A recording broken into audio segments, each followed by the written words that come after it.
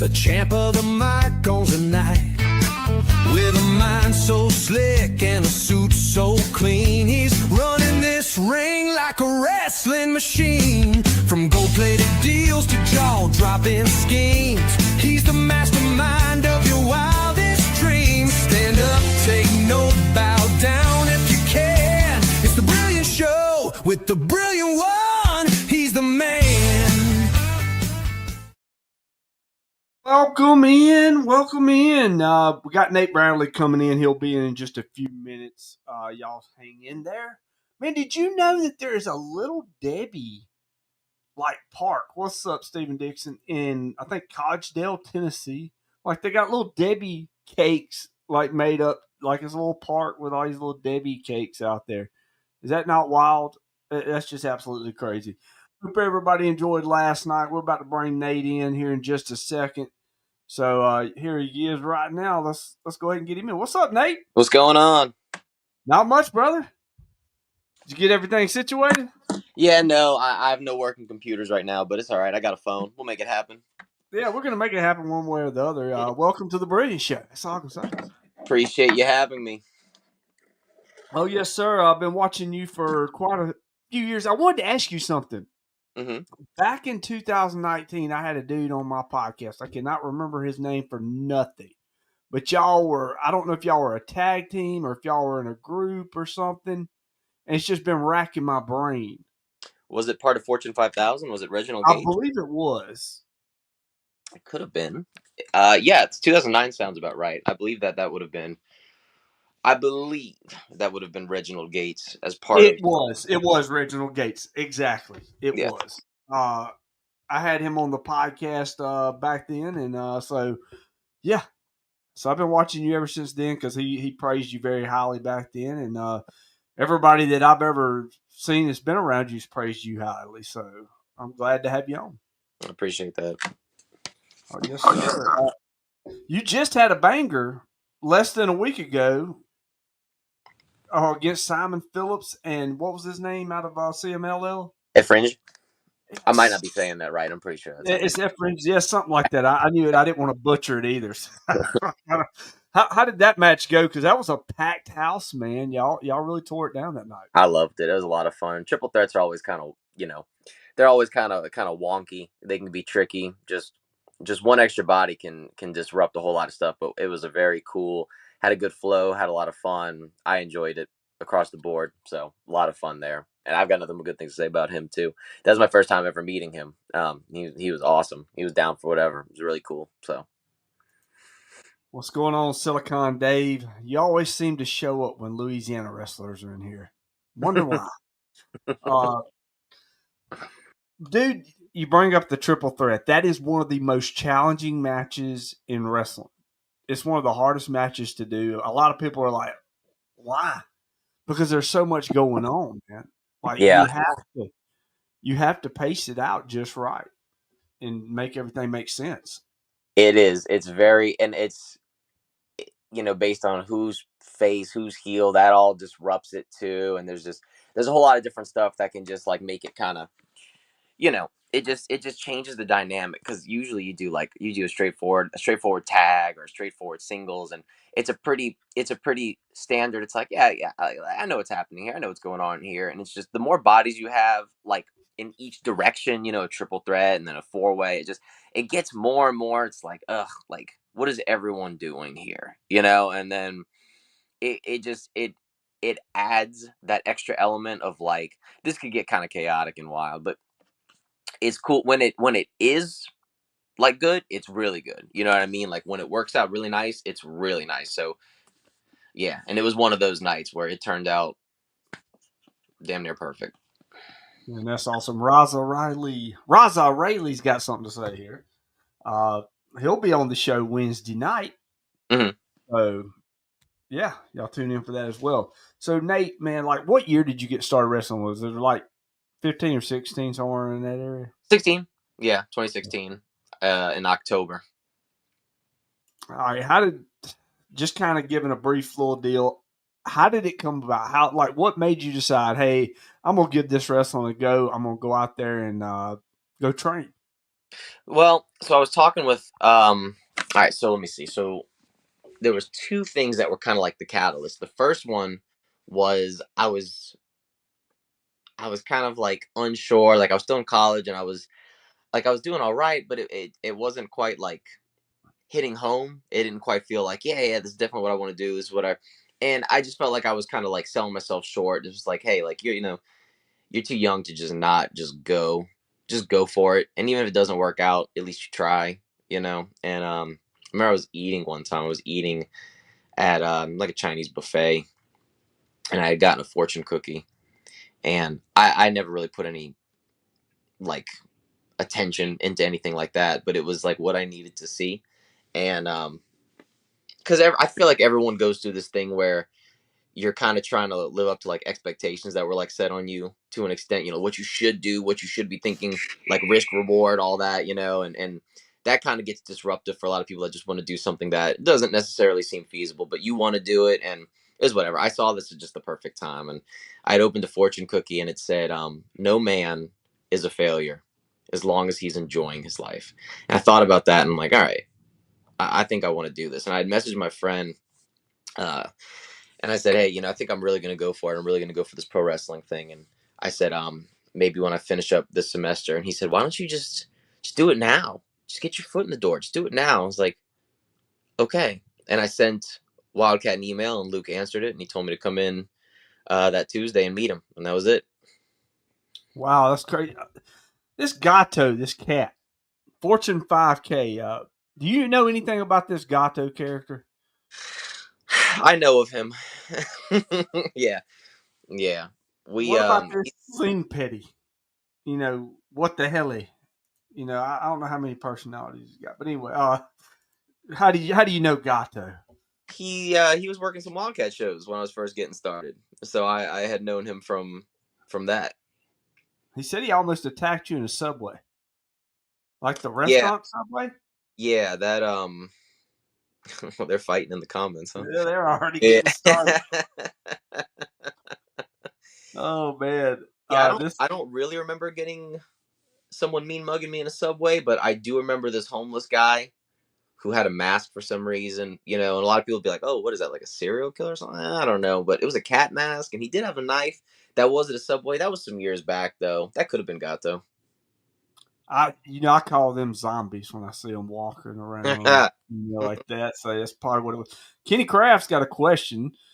What wrestlers did you idolize growing up? Was you a wrestling fan growing up first? Yeah, big time. I would make my grandma sit and watch it with me every night. Yeah, and she hated it. Well, she didn't like it at first, and then she grew into it, and then she ended up like having her favorites and all that. And that was my grandma from my mom's side. My everyone from my dad's side, they all already watched wrestling, which was interesting. But like, it took me a little while to kind of catch on. And then when I started watching it, I was like, "Yo, y'all gotta watch this," because my grandma was living with me at home when I was young, and so I would go into her room and be like, "Look, we gotta watch this. We gotta watch this." And so I'd make her watch it. But let's see. When I was young, Chris Jericho, Undertaker, AJ Styles, Shawn Michaels, Shawn Michaels is the goat. I don't care what anybody says. yeah, Eddie Guerrero. Those are some of like my guys. Oh man, you just named legends all day long. There, I So I mean, feel, yeah, yeah. I I mean, think they're great. all, you know, I mean, I look back now when I say Shawn Michaels is the goat. When I look back, I've been a Shawn Michaels fan since he was with the Rockers. I can remember watching Wrestling Challenge when Marty Jannetty and him was making up in the barbershop, and then he super kicked him and then threw him through the barbershop window. And I was just sitting here like, yes, because I grew up a Shawn Michaels fan, but one of my favorite wrestlers of all time is Rick Rude. Ravishing Rick Rude's always been one of my favorites. So always kind of, and you brought up your trainer there, Luke Hawks. hmm Okay. I've been watching Luke since he was Altar Boy Luke in XPW. So, going back that far. Willie Buck, what's going on? As he says, hey to you too, Nate. what's going Gato laughing, so I'm guessing that was him. He does kind of look homeless, though, don't he? on? So, I've been trying to see this. I'm gonna have to get a DNA test. I had Asian Allen on last week, and I swear he's kin to Gato and Singpet. So we're gonna have to get a DNA test on that to make sure. I want to know Uh, the results. you will. We're gonna do a Murray version of the show, or Maury version of the show, and You are not the masked one. but but yeah, man. So you started in 2016. You was a big wrestling fan growing up. Like, all right, before we get any further, let me ask this: what year, like, kind of roughly, did you start watching wrestling? Oh, 06 or 07? Mm. Okay, you missed my favorite year, most underrated year by just a few. All right, I'm not saying this is the greatest year in wrestling, but I'm gonna say it's the most underrated year in wrestling, and like had some banger matches, like had some headliners, and that was 2005. Mm. You had the Well, Royal okay, Rumble. but for what it's worth, I watched a ton as soon as I jumped in. Like I went Yeah, into the obsession. I had that like little that psycho obsession when like you find something you love, and I started going backwards hard. So I watched yes. a ton of '05. So I probably watched a bunch of what we're about to talk about. But hit me. Oh yeah, dude. Like, all right, you look at the Royal Rumble 2005. That was when Cena and Batista both, Yes. went over the top, did the Yep. thing. Restart. Get back in. Yep. All right, so that started off. I thought that was a great Royal Rumble. Then we Mhm. go to WrestleMania. You got Batista, Triple H. You got Cena and JBL. Yep. Was it? It was Cena and J, or was it I think Cena and Angle? no. I think it was Cena and Angle. Am I missing? Because I know JBL and Cena had a big deal. Was it? Yes, it was JBL because JBL he had beat Big Show in that cage match with the barbed wire the month before it. No way out. So JBL. Yeah. I don't actually remember what. I don't actually remember when Cena and Angle actually had their match. I can't. I'm blanking on that completely right now. Yeah, because I'm just thinking, Angle. That was the greatest WrestleMania match. One of the greatest WrestleMania matches of all time was Mm. Angle versus Michaels that year. Yes. Yes. That was so good. That one took the cake, and they had a good one at Vengeance. Don't get me wrong, but Triple H and Batista stole it in the Hell in the Cell that show. I Uh, don't think I saw that one.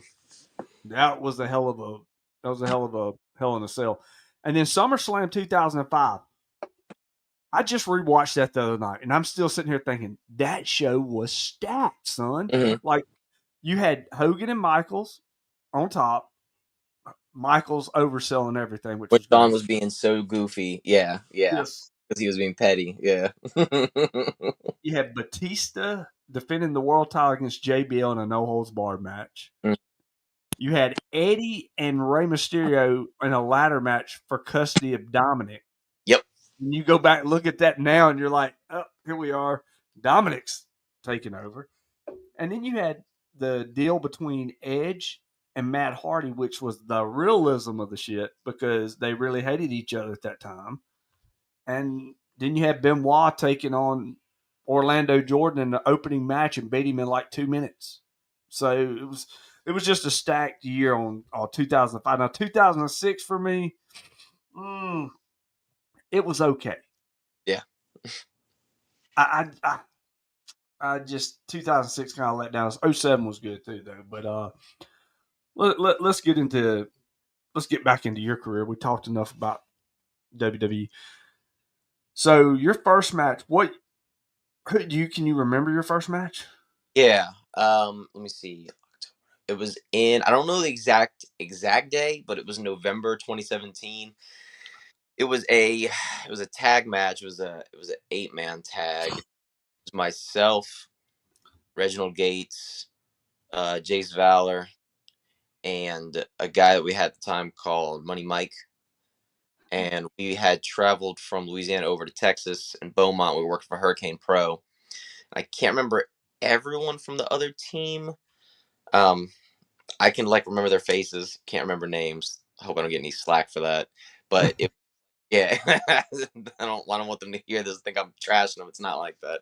I've only seen them like a handful of times over the years since then. But that was my first ever tag. I think that was a good way for me to, or first ever match. It was probably a good way for me to kind of ease in where, when there's that many people and it's like an organized tag, you really only have so much that you can do, which that was a kind of good way for me to kind of like ease in without, oh my God, what am I doing out here? It's just like, all right, one or two things in and out, we're okay. Did it. But I remember walking through that curtain, I was having like a freaking panic attack, dude. Like I was the first one on the team to walk out, and so they play the music, and I like walk through the curtain. I just see all those eyes on me. I'm just like kind of like scoot to the side, stay by the curtain, like waiting on the next guy to come out. It's like, oh God, I hope someone else comes out soon. I'm dying out here. Yeah, that first initial feeling, man, is scary, but there is no feeling like coming through that curtain. I know when I walk through it, dude. I'm an arrogant prick anyway, so I just suck it in anyway when I walk through. I love it. We was talking about your training, and you started training. Hit up. What was that first day like, man? Because that first day of training is always one of the roughest days. mm, yeah, it. I don't know. I feel like, because every place is a little bit different. Yes. Like some training facilities, you get in the first day, they have people bumping, which I think is actually kind of crazy. Not saying that not everyone can handle that. It's just that uniformly, everyone does get treated just a little bit different at each place, which is kind of within reason. Like at Wildcat, they try to take it kind of like easier. When I say like easier, I mean like they don't just throw everyone in the ring right away. There's like a 3 month, like almost like a probationary period where you don't even touch the ring. Can't touch the ring. You touch the ropes, you touch the ring. Uh, Danny Flamingo would jump you and beat your ass. and but that was whatever.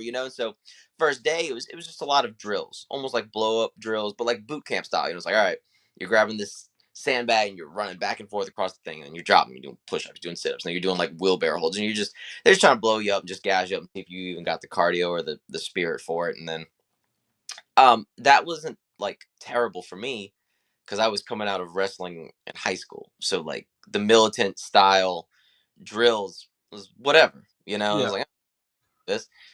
It was when we actually got in the ring, which for me was probably about 3 or 4 months later. Start doing the rolls, and I was like, "Oh, I did gymnastics. The rolls are fine. Like this is nothing. All right." And I thought I had a cakewalk. It wasn't until that probably that 5th or 6th month when I was actually taking like proper like bumps, and they were expecting it to sound right and look right. And dude, I was dragging my feet like legit the worst in my class. Could not bump right to save my life. Could not make noise. Was having so many issues. I was like, what is this? So that was kind of like I don't know. It was like inflated ego, and then that got crushed real quick. So, but right out the gate, it was all right. But a couple months in, when I actually got to start doing in ring stuff, then I was like, oh my god, I'm not as good at this as I thought I was gonna be. Yeah, it is difficult, man. Like when you're first getting in there, and by that I mean I wasn't meaning taking bumps in the ring because I know I didn't take bumps the first time I was in there, but you got to have some cardio going around when you're in Yeah, there doing it as well. yeah. Uh, let's just say this before I get any further. Make sure you hit that like on the video. If you got any questions for Nate, shoot them out. Second, we're going to be giving away a free T-shirt here in just a little bit, so Ooh. y'all hang in there. We'll be doing that. And if you want to be entered to win a free T-shirt, we're giving away a free T-shirt every Monday night right here on the Brilliant Show through July. So if you want to be involved in that, all you got to do is subscribe to us on Facebook for 99 cents a month. It's less than $12 a year, and you're entered to win free merchandise from the Brilliant Show store. All right, let's see here what we got. Oh, here's my boy. Here's my boy Shook. Shook White, easy money. What's your thoughts on Shook here? I like him. I like him. You gotta like Shook, man. I wouldn't want to not like Shook. So Suge came through Wildcat quite some time after I was in Texas doing my thing, and I had seen him when I was coming back doing the shows, whatever, and just really like, how can I put this? Confident in himself. And I know I've heard like, oh, like that, like everyone everyone gets that received differently. Like I had like a comment about myself that right out the gate that was taken negatively. It's like, oh, like he's so freaking egotistical because he thinks he's so good. And don't get me wrong, like I had to be checked. I did. Like when I came right coming out the gate, I had to be checked, and I was. I was pulled to the side and I was told, like, dude, you gotta chill. Like we get that you're athletic, we get that you might end up having a knack for this and having something, but it's like, but you gotta freaking ease off. And it was kind of like a reality check. But like on the other side of that, everyone that gets into wrestling has to have some type of an ego to survive and thrive. Yep. You can't get into this and be like, I just want to be here. Because then it's like whatever. Like what are you setting your cap at? You know what I mean? And it's like I see Suge cutting these promos and taking initiative and like he's got that realism, like how he talks, whatever. And Too it's like real. I'm all about it. Like the persona is so authentic and which is so nice in the modern era because we've moved away from like characters. It's still a character, right? But it's not. Like I'm still a character, but it's not. It is me, and you're just taking like a piece of it and you're kind of spinning it. And that's kind of the hot thing now because they're just it's not all about how ridiculous and cheesy and dressed up you can be now. It's more like, is that actually relatable in the modern era? Can I talk to this guy like that in the streets and it's believable and organic? And so he's kind of got like that cool thing going like that. So big fan, big fan. Oh, exactly. I mean, like, here's the thing: if the fans can't believe it, I mean, if you don't believe what you're doing, the fans are not going to believe it. Yeah. For one, uh, and you have to bring some authenticity to it. And when you see Suge and you hear Suge and he cuts a promo, you're thinking, I don't want to see that guy in a dark alley. Just from the promo. He believes what he's saying. And I mean, Exactly. like I really mean that in a good way. Like he sounds like that tough dude, and it is very like authentic and organic, and I definitely can respect that. Promos were never like my strong point; they weren't, and that's something that I've had to work on. Because I can talk to people, like we can sit and have a conversation. I can talk your friggin' ear off and put you to sleep or catch your interest, whatever. Like I would talk, but I've never been naturally good at just an organic like put this camera in front of your face like all right now you got 1 minute to do this and sometimes it's cool and sometimes it's like thank God he can wrestle because Hey, that works. It works that way sometimes. Like yeah. sometimes you got guys that you look at and they don't say much, and then you put a camera in front of them, and my God, it's just like the light bulb goes off. Suge though, the thing about Suge is like when he's cutting a promo, like you're sitting there, I don't want to meet him in a dark alley, but then when you see him in person, you're like, I definitely don't want to meet him in a dark alley. It's like the realism is Everything's on- there and all. yeah, dude, like it's on him at all times. It's cool. I don't know if it turns off when he's at home alone, but like anytime I I've seen don't think it does. I'm like this dude's yeah. The dude, the dude shows up. He's the co-host on the show sometimes. Oh, cool. Uh, yeah, and I have him on here a lot, and 90% of the time, or no, 99% of the time, he don't have a shirt on. And I don't know if it got to the fans kept saying you need to wear a shirt or something. So last night he wore a shirt, and then I had the ref on, and he didn't wear a shirt, and I'm like, The get everybody dressed at the same time here. But best. Asian Allen says it's believability. Now, Asian Allen, I'm gonna just say I don't know if you've seen Asian Allen or heard of him, but he paid Vladimir Koloff $3,000 for 4 weeks of training, and apparently he's gonna make his wrestling debut soon. Asian Allen says, "What's up, Raza?" But let's go back to Silicon Dave. He's got a question. Can we please get a teaser of his plans to retain the title from Simon? Do you have any plans? It says retain the title from Simon. What, get it back? Yeah. Yeah. I'll tell you what's gonna happen. I'm gonna whoop both their asses when I see them. Simon and Mickey. Seriously. How are you gonna shut down my first title reign? You know how freaking long it took me to win a championship at Wildcat? Like, I won that in December 2024. Just happened. I started Wildcat in 2026. That's a pretty long time. Okay? That took me a hot. You gonna freaking screw me over half a year later? These goofballs that came in so far after me? You kidding me? Dog, I've been playing it cool. Now I'm a little miffed. So when I see them, I'll see them. Everyone will know. Everyone will know what's up. But as far as like an authentic verbal game plan, just watch and see. Watch and see. It's all gas breaks now. Cause I've been playing it cool. Yeah, let's go out and have a fun match. Whoop their asses next time. Straight up. Well, let me ask you this then. Like, I know Simon kind of screwed you out of the title, whatever, Hmm.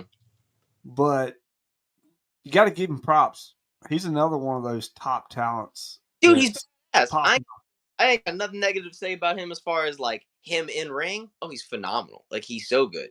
Matter of fact, you'd almost think I freaking love the guy because I have nothing but praise as far as his in ring. He's so good, super talented, and some of my most fun matches are with him. It's just how he's conducting himself. That's all. It's a little separation from the artist and the artwork type thing. Yeah, because Simon's just kind of like, at this point, Simon is going to do whatever it takes. Yep, yep. There is no holding back. He's going to give everything he's got. He's wanting to prove a point to the world by any means necessary, and he's doing it. That's just the way he's done it. Let's see here. I want to wrestle Simon Phillips. I bet you do, Asian Allen. You're a little green, though. You're a little green. Maybe come back in a few years after we get that DNA test I done. think just go ahead and do it. Just do Really? it. Yeah, just go ahead and wrestle Simon Phillips. I want to just see. I want to see. I want to see what Asian Allen's made of. Like let me see. Let me see what he's got.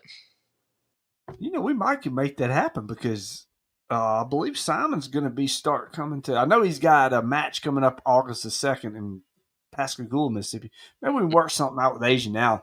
I just don't know what he's got because, like, I don't. The brains are not there. If you're paying $3,000 for 3 weeks or 4 weeks of training, like you said, it took you 4 months to get in the ring, and Asian Allen's been training 4 weeks. Hey, it's different for everyone. If he's that good, he's that good. Gotta see. Yeah, we're gonna have to find out on that one. What about Raza, man? Raza's another star. He's just got that look and ability going. The He does. hoochie daddy. Raza's really cool. He's kind of quiet backstage the first couple of times that I had met him, right? Because he's one of those guys, one of the newer cats. And I think when he finally really like caught my attention is I was listening to him in one of his matches. Oh gosh, I don't know if it was 3 shows back.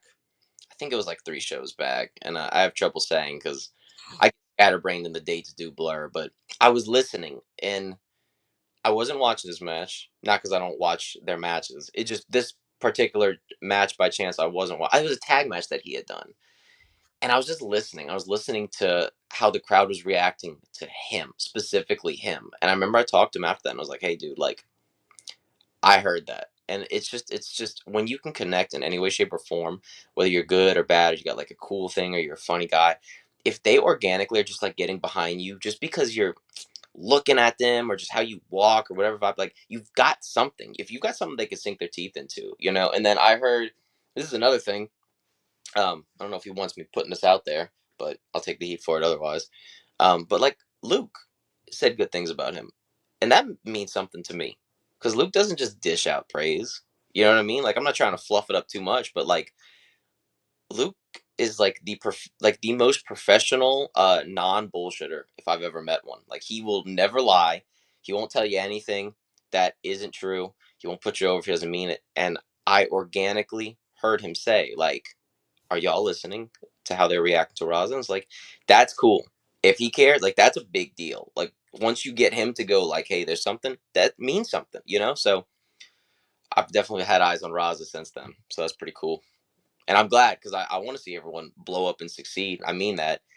There's no, there's really, I know people like to look at it as like, like there's like the top and top and top, but like there's really no limit for how many people can do this and succeed. It's just not, you just, if you can captivate people and you catch their attention, like we can all do this. Congrats on getting your Mississippi wrestling license, Asian Allen. Well, it didn't take that damn much to get one. I think $25 and you can get one. But anyway, I mean, Stephen Dixon, you can go buy one online if you want to and say you're a wrestler. But anyway, yeah. Well, when I talk about upper echelon guys, there's a lot of guys that are good. there's a lot of guys that can tear the house down, but there's very few that's on that next level.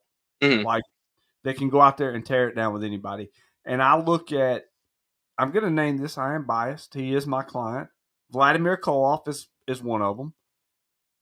Ray Fury is one of them. Mhm.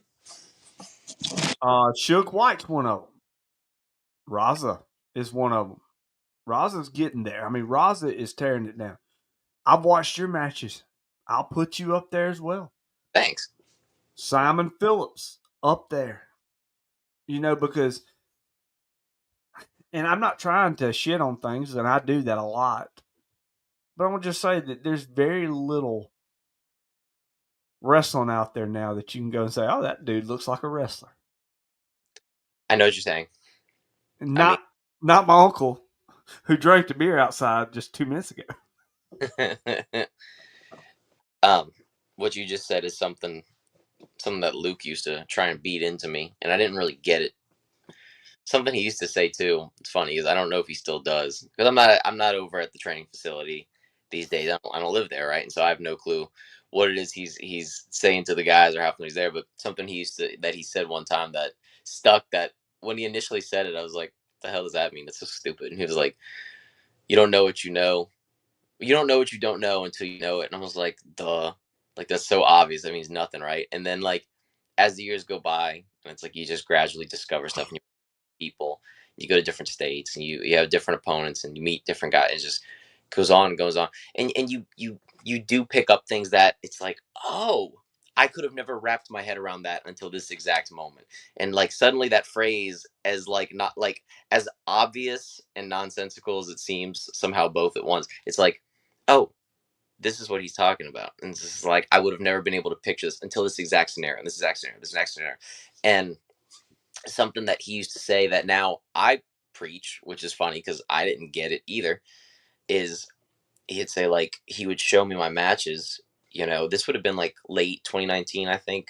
He was showing me after one of the Revolution Rumbles. I think it was the tag match that Reggie and I had done against Pump Patrol, and he was like, "What do you see here?" And I'm looking at me, and like I know what he wants me to say. I was like, "I look like I'm freaking not in shape, right?" But I was like, I don't know. I gave him some BS answer. I was like, "Oh, I look like Fortune 5K or something," And he was like, "Dude, you're good." He was like, "You got it. You can wrestle, but you don't look like a wrestler." And that wasn't a rib. That wasn't to hurt my feelings. He wants the guys to look as good as possible so they have the biggest chance of succeeding. Because you can never hurt your chances by being in shape or looking the part or having like an image. Like, yeah, there are guys and people like to go to extremes of like, oh, well, Kevin Owens wrestles in a t-shirt and shorts. Yeah, that's the exception. If Kevin Owens was in shape, that wouldn't have hurt his chances. Like if he was It out. took him 15 years to get to WWE. Right, right. It's like guys, like you're not like you're trying to go against the flow by trying to be the exception of it's like, well, yeah, I know I don't look great, but like, you know what I mean? Like that's kind of cool. I'm a fat guy does flips. It, no, that yes, that can be or like the skinny dude that's wearing like the fluffy like almost UFC shorts, like just whatever. And I'm not trying to call anyone out.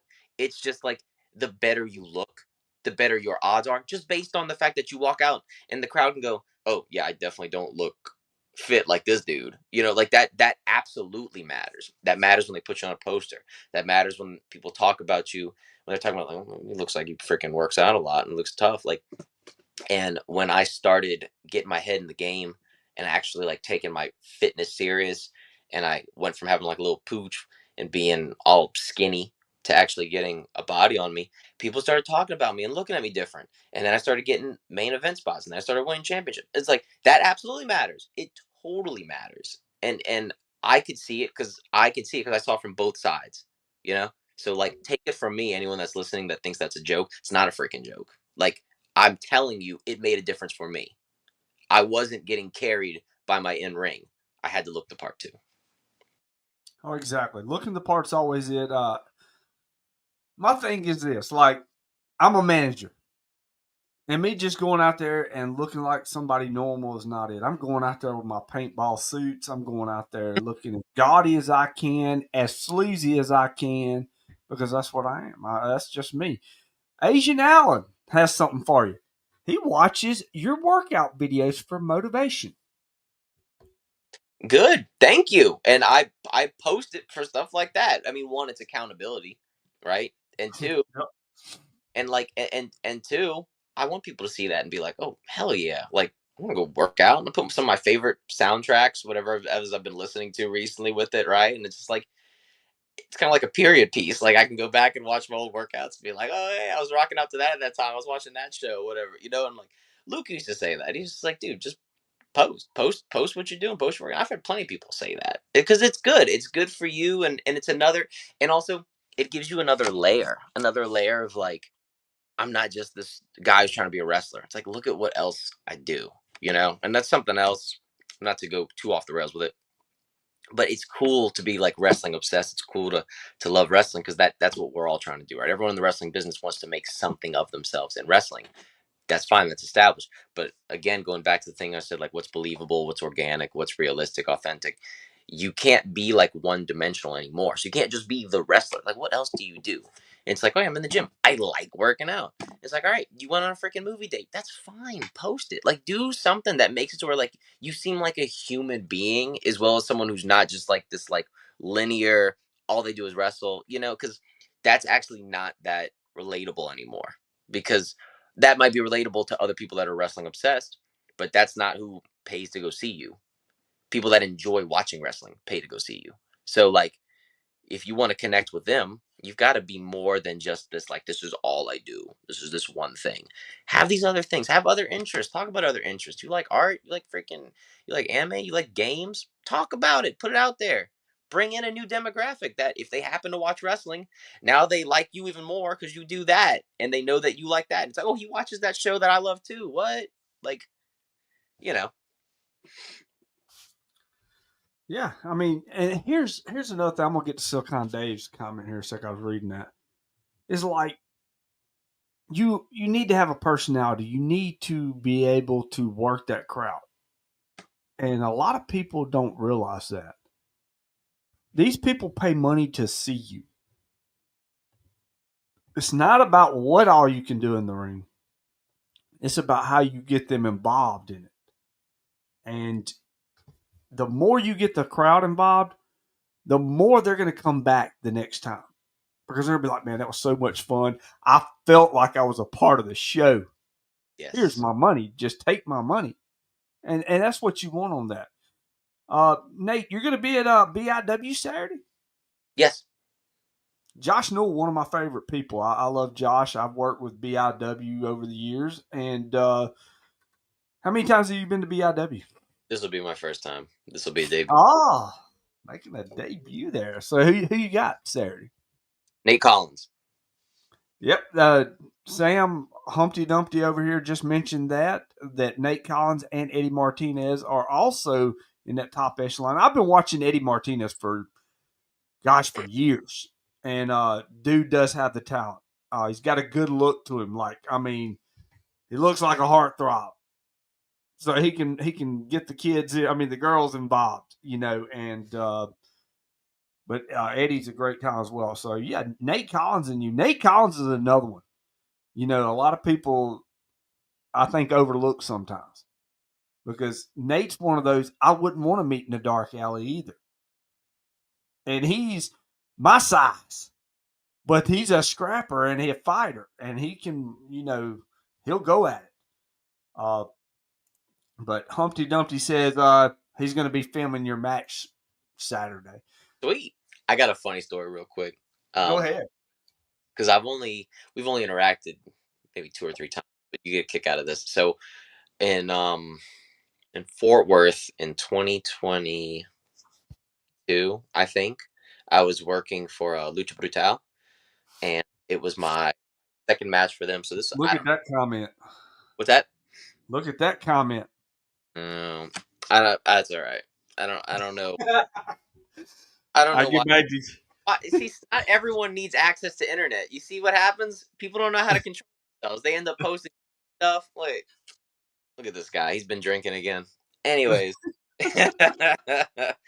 So it was Lucha Brutal. It was my second time working them, so it was kind of like later in the year, like 2022, and it's kind of faded out now, and I'm using friggin' Android quality phone right now, but I got this little kind of line right there where scar, and what happens was I was on the top rope, and there's two guys, and it was a thing we had done a couple times before, but I'm not gonna name names because they kind of worked itself out.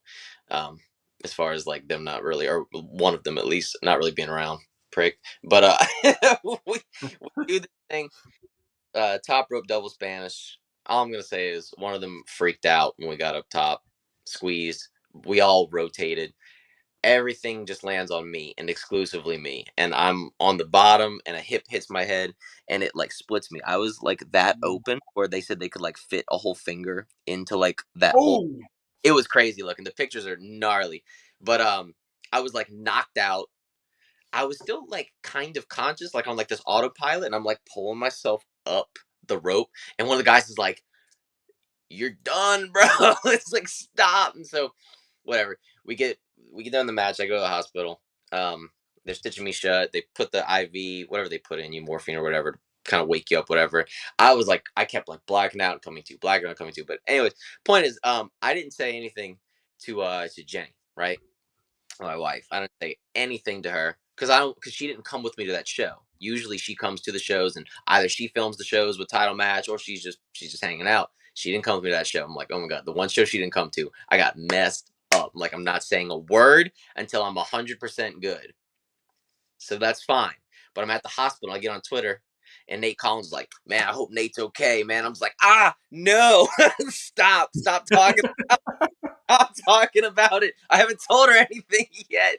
But it was funny. First thing I did, I got on Twitter and I see he's doing like the prayer hands. He's like, hope Nate's okay. I'm like, no, oh, shut up.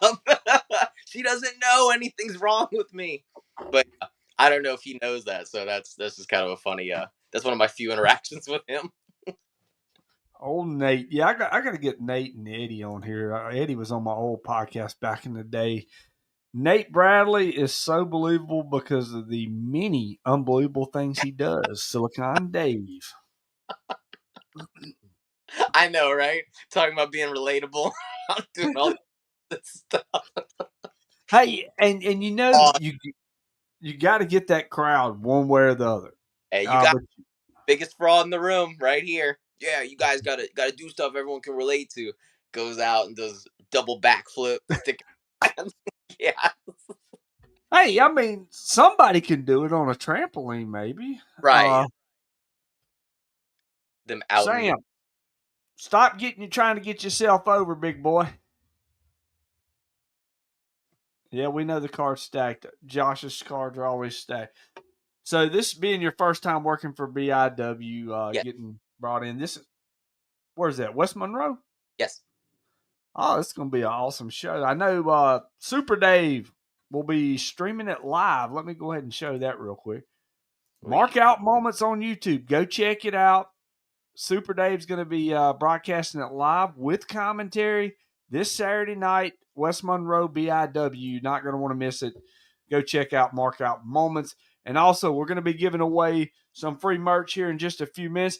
And that's our new shirt, Off the Rails, The Brilliant Show. That's what we do every night. We go off the rails. Go check it out on brainbustertees.com. And to easily get to that page, you can click the link in the description or go to thebrilliantshow.com, and it'll take you right there to that. Stephen Posey. It will be there because both the last week's winners actually got mailed out a day apart. Hers got there today, so yours should be there tomorrow, which you are in Louisiana, right? So, do y'all even have mailboxes down there? You know, back when I lived in Louisiana, we sure didn't. It was just carrier pigeon, and you had to Oh, go outside when it was coming around. Otherwise, your package wouldn't get delivered. Now you're fighting with Amazon. man, I don't even think Amazon delivers in Louisiana. I think that some places down in Louisiana just got running water recently. So But yeah, your shirt will be there very soon. So, what did you win it last week? So yeah, it takes a couple of days. So it'll be there. They got to print it, then they got to send it out, but it will be there shortly. And plus, we're giving away a shirt tonight as well. I'm getting some messages here. Oh, not pertaining to the show, so it ain't gonna matter. Let's see here. Let me get back to some other stuff here too. Let's talk about where are you at? Where are you located at?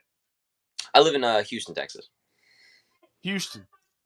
Boy, that's a little drive for me. I'd say Little, about 5 hours. yeah, it's a little bit of a hike, but it's all good. I manage. Yeah. So, all right, where do you wrestle? Because all right, let me stop myself. Open or not open? Only wrestlers with Rob Van Dam. They were a part of the show last week. That's kind of what happened with CMLL dude coming in. What was it like working with them? Kind of being, shot into that and being around Rob Van Dam, because I know being around Luke, being around Wildcats, you've been around Rob Van Dam, Booker T, and them Yep. on many occasions. But what's it like being around Rob Van Dam and them in that He's environment? now like hanging out with one of the dudes. I'm nah, because he's whatever. Yeah, He's yeah, like he's because he's chill. never not been like, oh yeah, what's up, man? Yeah, whatever. And he's just kind of his own world, doing his thing. You try and talk to him, he'll talk back, but he's just kind of hanging out, So pretty chill body to have backstage. I can't remember what it was, but and I know this story means nothing because I have no context to it. But I did make him laugh pretty hard at something that I said that he was eavesdropping on, which is pretty funny. I can't remember what exactly that was, but that to me is amusing that he overheard and was cracking up when I looked over, trying to act like he wasn't looking at me. Oh, dude, he is, man. He's laid back and just chill and doing a lot of great things. And I know Katie trained at Wildcat. Hmm. That's his wife. So she was a part of Wildcat. I don't know. Did she train there? Yeah, she got her Okay, start. Yep. that's what I thought. So Luke, he's got all the connections anyway. He not just in wrestling, but in film, entertainment, all that stuff. Yeah. And being on film sets and being in a wrestling ring are two different things. Have you been on any film sets? No. Ah, let me just tell you this. I've been on a few, and like you go out there, you go through your match or whatever, and go Mm. out there and you do your thing on stage. I had a 30-second spot in a TV show that I cannot really say because I signed a deal, I but I'll guess. say I did a 30-second spot on it, and it took us forever to film that. Like I was there for 8 hours. I believe it. Film to I've film heard. 30 seconds. Yeah, I've heard that. I've definitely heard from like the guys and gals that do stunt work and whatnot that an itty bitty little scene could be an entire day's worth of hanging out and waiting and doing that shot half a dozen times or more. It really is. Stephen, Alabama doesn't have schools. I heard they don't, but I'm not from Alabama. Okay, so if that's what you're trying to take a crack at, I'm not from Alabama. I have lived in Alabama, and I know they don't have schools or dentists there, either one. But I don't even know if there's a dentist in the South, really. With all the missing teeth I see, I don't think we have dentists anywhere in the South. But How lucrative it would be if there was. Oh my god. exactly, You know? exactly. But like being around Luke, what was that like? Luke back in the day um was kind of like hot tempered and cold and kind of unforgiving. I'm not trying to sound like I'm not. It's just like Well, you're not. No, here's the thing that you have to be that way this is sometimes. yeah. Um and but like that was what I needed back then. A lot of people found it to be kind of a turn off, standoff, and so did I. And I was younger too. And everyone's gonna have different interactions, right? But he told you exactly how it was to your face, and whether you wanted to hear that or not. It was very there was always a lot of aggressive conversation that I've seen, and you'd swear that you couldn't possibly talk to this guy again based on how like I'd see some interactions go down with him. But somehow people would. And I guess it's just part of getting older. Is you don't take things to heart. Sometimes you just take it in and let it go. But I know, like, as the years went on, because I had left Wildcat, um, like when I moved to Texas in 2020, which was an insane debacle, by the way, because I moved on March 9th, and COVID. Oh, damn! Right before or right in between it, right there. Dude, the lockdown happened 2 weeks later, and like that was it. I mean, everything shut down, but I was already moved, so I was out here like, well, this is insanely scary. Like, And you're in a different place where you don't know what's going on, dude, and we're on lockdown. it was insane, and I was thrown to the wolves because the job I was supposed to have didn't have, like, they ended up closing and whatever, and then like I was out there with, and it was just, there's so much, but like whatever, I made it happen, you know. Point is though, when I started coming back working Wildcat again, it was some time because Wildcat was having trouble because Louisiana was especially Oh, strict. big time. They were bad about like opening back up, after some time had passed throughout COVID. Because I don't know what we consider post COVID, like that we never had like a thing. It's just Yeah, eventually people it just stopped talking. it went away one day. It was just like Yeah, like at some point we stopped talking about it like that. So I don't. It there was definitely like a COVID era, but I know Wildcat. It's just because Louisiana, they were having a lot of trouble with getting back because they had like the stages of like opening. You know, like they had like that stage 4 opening or something, the stage 3 where it's like you can go outside and do this, or like restaurant, and now bars can open now, so like they had like these weird step by steps, whatever. So I know Wildcat was like struggling trying to get them to be like, yeah, you can have a public assembly for pure entertainment. They're like, yeah, hell no. And so they were giving them some trouble, so it took a while, but during that time, like, I was really getting my footing and getting established in Texas and working a bunch of shows out here and making my different contacts and all that. And so we were having trouble whenever they would run a show once in a blue moon for me to actually get out there, because I was actually starting to get kind of lined up because Texas was pretty quick about getting back open and running consistently following COVID, whatever that means. So when I did finally get back to Wildcat, I mean, it was probably 3 years since they had seen me, and it was when I come back, like, Luke went through some type of like a soul journey. I mean, it was like I could have never imagined. Like, I'm not saying he's soft because he's not, but he was like, there was like a warmth there that was different, where it was like, hey, old friend, and like that was really cool, and we he's nowadays, I would say, I'm not gonna say more fair. It's just, I guess that there's like an understanding side that has come out a little bit more from him, of like, let me hear your side of the story before, this is how it is, this. he's mellowed a little bit. Some He's become more considerate a little bit, like there's kind of way. out there, yeah, where like, like I like very much look forward to getting to go and chop it up with Luke nowadays, and like I think it's so fun to get to go and chit chat and hang out and talk whatever. So I'd say like when I first met him was kind of on that tail end of just like that cold and rugged, like, like f the world, and now it's much more like, I'm not gonna say it's a total 180, but now it's definitely like, it feels like he's kind of got like a reprioritization that's happened, where it's like, yeah, like, we've really just got the time that we've all got with each other here, and like, what do we get out of just all hating on each other? Like, let's be cool, let's all try and get along, make some money together, and like, it's just, you could just see it. I know it's hard to explain. I feel like the guys that have been there from when like I was there before, when they see him now, they understand what I'm saying. They're like, no, he's kind of cooled off a little bit, and just. Right. Yeah, I'll say this. I'll give an example in a weird way. I've been around my mother-in-law since I was a baby. Mhm. Okay, and my mother-in-law was hard as hell on my wife and my brother-in-law growing up. Hell, she was hard on me too. Might as well say that. And now she's just like so soft. Like when we was playing sports, she would be out there. My wife let a ball hit her in the face. Like she was going to, it was a softball and it went up in her glove and it hit her in her face. And she was complaining to my mother-in-law about it. My mother-in-law goes, well, if you'd had it in the right spot, it wouldn't have hit you in the face. Now, like my niece, she'll say, oh, I feel so bad for her. And I'm like, Right. where'd you What come from? what is that? Right. Like you feel bad for nobody back in the day. But you know, moving from that, like with Luke, And the way you said it, he kind of mellowed out. It's kind of like my boss I had for 22 years. When I first got there, he was on everybody's ass all the time, chewing Yes. them out, chewing them out.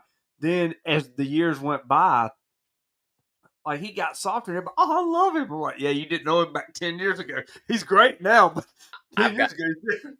I've got a good one. This is definitely a good this should be able to kind of put into like perspective, at least through my eyes. The differentiation is there was a point in time where like I took a crazy I took a crazy landing, and like I got hurt, and I was so banged up. I was like, I did not want to get up and do any of the drills or whatever. Like I was just so I was like I was legitimately hurt. Like I really was, right? I wasn't injured, but I was hurting like bad. And it was like, yeah, in a match I could power through this, but like this is training. Do I get anything out of getting up and forcing myself to keep going? And Luke's like, well, what would you do if this was a match? Just kind of trying to like test me and push me a little. It's just like, oh, well, I would keep going, and he didn't believe that. But and it was just like, like so frustrating. Like, why do you look at me like that? Why do you? That was way back in the training days. Fast forward, I got I got my head split from that story I just told you, where I got my head split. Yeah. Out. I remember I sent that picture to Luke, and I told him that, and I was like, "Well, hey, hopefully it doesn't happen again for another couple years." And Luke's like, "I hope it never happens to you again. I hate seeing you get hurt." And he meant that, and I was just like, "What the Yeah. hell?" Is that It's just like who are you, bro? But yeah, Yeah, change. Yeah, that's but the it's way. genuine, which is what was so crazy. Is like he meant that, and it was like, wow, you really did some soul searching. But like we all go through that at some point in time, and it looks different for everyone. To what Oh yeah. extent shift, what age you shift. Everyone goes through that, like things are different now type thing.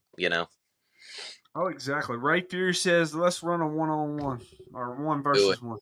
Let's go. Yeah, that'd be a Go. good singles match. Like I said, I put Ray up there on the top, and I've been watching Ray forever, and great talent. He can tear it up. Silicon Dave. So I guess that Hawk signed Gambit papers was a was a special treat. Yeah, it was. It was awesome to me. It really was. I think I know who Silicon Dave is now. So yeah, dude, because that was like the year that I actually started to have matches, and that was when Luke was on the cover of Gambit, and he had hooked me up with it, and I guess he gave it to Luke to give to me, and Luke signed it, and he left a little note on it for me, and that was just really cool. And so we've got my little game room. You can see some of those um, backpacks that we've got up there, but we're still in the process of like decorating it and putting all different sorts of memorabilia up. We got a blank wall right here, and I think I'm just gonna do like straight wrestling memorabilia for this one. And the signed Gambit paper from Luke is definitely going up there for sure. He's on the cover of it. I don't know if you've ever seen it, where he's got like the pop. I haven't. Yeah, You don't have it where we can see it, do you? no, it's not in the room with me, right? Oh yes, it is. Just kidding. Look at that. Ah, look at that. Yeah, and he's got his little note on it, and it's a signed Luke. That's cool. Yeah, he's ripping that popcorn up. Forget what movies he was in that year. He had done a couple. I remember we went to sorry, Ram, I'm so freaking ADHD. No, We no, go we had ahead. the to movie theater for God, what was it? I think it was Fast and Furious. Yeah, when he had the scene where he was in the prison when I think it was Fast 8 or Fate. Yes, Yeah, yes, it will. that was right. Yeah, and so when The Rock and him had their little confrontation in the jail cell, and Luke tries to stab him, and Rock catches it and stabs Luke instead. When Luke popped up on screen, we were all in like a straight line, like all the Wildcat guys. So Luke came out, we all, yeah. The rest of the audience is like, the hell is wrong with those people? Like, who that? Yeah. They're like, what are they cheering for? What? He's right here. Now he was stone cold in Young Rock, wasn't he? Was, yeah. He probably looked the most like the guy he was portraying out of the whole lineup of everyone that was portraying like a worker. Dude, I just a couple weeks ago had not just a couple weeks ago. It was a week or so ago. I had I had a son on PJ Mhm. Hawks. What's your thoughts on PJ? On PJ, man, dude, PJ and I are cool. We always have been. When I first got started, he joined just a couple months after. I think when he finished up high school, and we got along really well. A lot of the same interests, kind of a lot of similarities in the two of us. Like both athletic, coming from like wrestling backgrounds and getting into pro wrestling and watch a lot of the same stuff. And like we've always vibed well and gotten along and had fun. I I like them a lot. Um, Not to put their stuff out there. It's unfortunate that they're beefing so much the previous years. I've got no say in it, but I'd like to be able to see a day when they can be cordial with each other again. Because indifferent to both of them, I like both of them. So it's kind of awkward, you know? Yeah. Because I get where they're both coming from. Like I really do. And I'm not saying who's right and who's wrong. It's not. And like if I do have an opinion on that, I'm not going to share it because I'm not trying to put myself in that position where it's like, oh, Right. you're, and I'm not. It's not like that. It's really not. Neither one has been bad to me, so I'm not going to say anything about either one. I'd like to see them be able to get along again. Yeah, I had PJ on here and I talked to him a little bit about that, and I was just kind of like, man, like me and my dad didn't get along for a long time, and I think a lot of it's got to do with so much alike, and it just kind of boiled over between me and him. But I'm like, you look back on it, man, like, do you know how many days you got left to say hey or to say that you love somebody or even just hang out with them? You just don't know, man. And I think PJ's a great guy, uh, a great human being. He's a great wrestler as well. He's one of those top guys. I don't think it's need to be mentioned, but we just talked about that, and that was my first interaction with PJ ever. Was a week or so ago on the podcast, and I could just tell how genuine of a human being he really was. And yeah, I'd like to see him work things out as well and see how that goes. But It's yeah, tough. It's yeah, tough, because because it's like I have the same thing. It's like I don't have like a great relationship with my father, and it's like so it's like who am I to tell him, oh come on, just make that move, because it's like why should he? It's like, well, he should make that move. I get it. It's like I totally get it, dude. That's why it's like I'm not trying to push for either or. It's just it still kind of stings on like the outside looking in and just seeing that. oh, exactly. Well, I mean, like this way, I look at it this way. Me and my dad. Ah, man, we were real close when I was younger, and then just as the older I got, the more rebellious I got. I look back on things, and he was hard on me, but at the same time, I can see where he was coming from. And but as time went on, it's like you don't realize, like, all right, I hadn't seen him I literally have not seen him in 2 years. So, but I mean, we live in two different states, and I hadn't seen him in a few years, and I talk to him on the phone every week now. I used to, it wouldn't even be that. But now I talk to him every week on the phone. He'll come visit every now and then, but it's been literally probably 2 years since I've seen him. But you just never know, man. You can wake up, you're here one day and gone the next. Let's put it that way. I know. And you don't want to miss time, but at the same time, I don't know, man. We just, it's that pride thing. I know. I get, dude. I'm telling you. I know. I know everything you're saying. I think everyone to some extent gets it. It's layered different, and the circumstances are different. But everyone's had that thing. It's just like circumstance. To what extent you'll let your ego stop you from doing something, like stop you from making a certain phone call or whatever conversation or whatever. It's different for everyone, but I feel like everyone can understand that moment of like, no, it should not have to be me. It should have to be him, or it should have to be her. Like I feel like everyone's gone through. Like I went through that with a lot of people. Like I really have, and like not for my father per se, but like there's been other people that like I've reached out and been like, hey, like I was bad. Like I was bad to you at some point in time. I really was, and it's really it's tough to like look at yourself and be like, think about how many things you've done wrong to someone and they've said it's okay. And then for you to hold that over someone else's head. Like anytime they've done something that you perceive as like, well, that was wrong. They shouldn't have done that to me. They shouldn't have treated me like that, you know. But like, think about how many times you've hurt someone in your lifetime, and they've said it's okay. It's like maybe I've done so much worse to so many other people. So it's like, who am I to be so mightier than thou, you know? And say, well, no, like they did me wrong, so we can't be cool. It's just at some point, it's just like, who even freaking cares, dude? Like we got limited time on this earth, and none of us make it out of here alive. So what are you dicking around for? Like while you're still breathing air? Like just who cares? Really? I feel Yeah, like Luke, just enjoy life. that's why he's so chill these days. Like I feel like he has that type of thing of just like, man, we've got so much time. Who cares? Like whatever, you know. Grudges are for the weak. Really, just really. It really is, and man, like my thing too, like with life, we're blessed to be doing what we're doing. If wrestling is not a right, it's a privilege, Yes, and we yes. get to go out there and do it. I'm not going to ever be on the level of WWE, and do I care? No, I'm happy doing I'm happy with my life. But I'm Yes. happy getting to go out there, and when I do perform, which is very limited at this point because I'm not trying to take no bookings. I'm not trying to do this. Mhm. I'm enjoying my life. I got a family member who is a junior in high school, and that I can't miss their sporting events.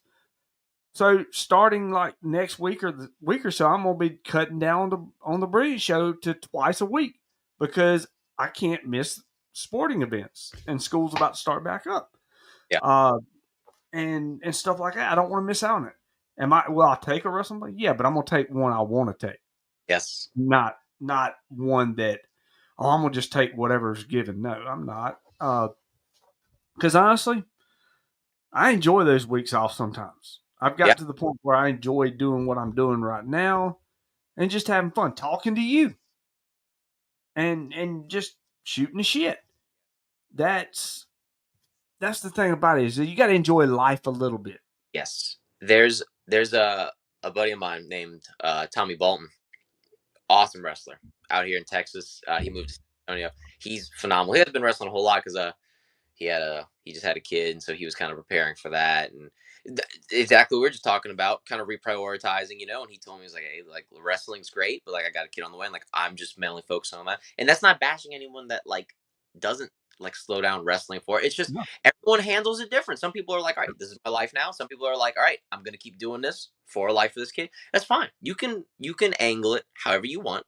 It's just everyone has a different reaction to life events, which is fine, you know. But what Tommy said to me one time, which was really cool, because I was having kind of like a burnout moment where I was just kind of like in my feelings. Is everyone has this moment where they're just like, oh God, like how do I stack up against these guys? Like how did this guy get here? How did what? Everyone has that thing, and I'm never gonna be that crybaby online because that's so goofy. Like I don't feel oh, that. yeah, hell no. I feel like how you feel.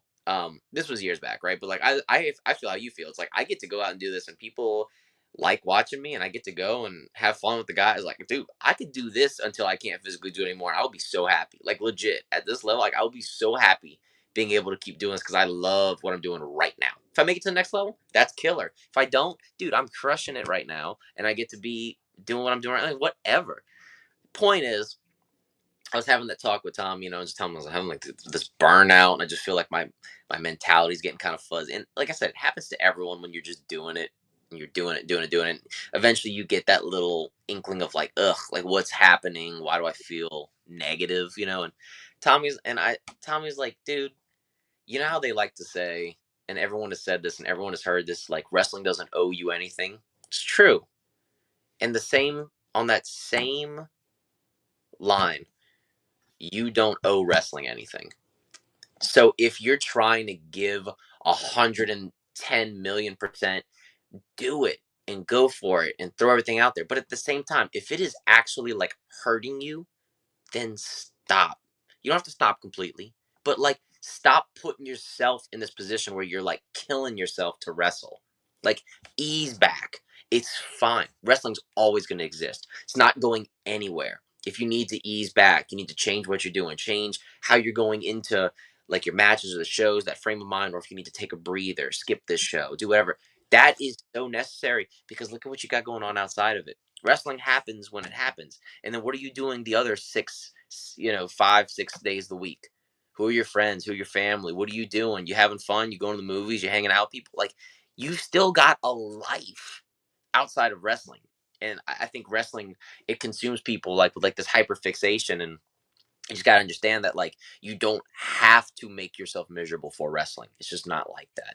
You should be pursuing it if you want, but you should be having fun. You really should be having fun. That doesn't mean take it lightly.